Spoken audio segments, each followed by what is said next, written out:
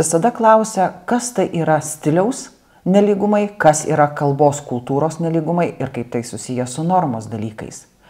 Iš tiesų reikia pripažinti, kad mūsų pirmosiose stilistikose tiek Bizausko, tiek kitų tikrai taisyklingumas buvo prašytas šalia aiškumas, glaustumas, net nelabai pamąstant arba perkeliant tai, kas buvo pradžioje stilistikos parašyta.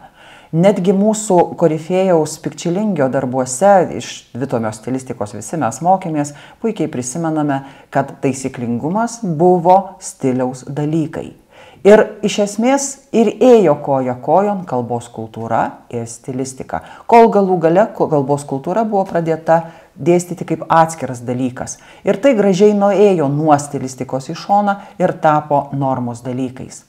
Būtina atkreipti dėmesį, kad dabartiniai stilistai, jie jau nebeskiria tam tikrų gramatikos, žodžių darybos arba sintaksės nelygumų prie stiliaus klaidų.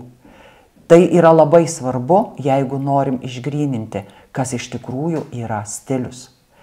Netgi tokie dalykai, kurie, pavyzdžiui, valstybiniuose egzaminuose buvo parašyta, kad stiliaus pažeidimu laikytimas nemotyvuotas įkyrus tų pačių ar bendrašaknių žodžių, frazių, sintaksinių konstrukcijų kartojimas tame pačiame arba gretimuose sakiniuose, visiškai neišlaiko kritikos. Dabar, kai grįžome prie retorikos, juk tai yra anafora, epifora, diafora. Taigi, nebegalima kalbėti apie stilistiką taip, kaip kalbėjome praėjusio amžiaus 8-ojo dešimtmečio pradžioje.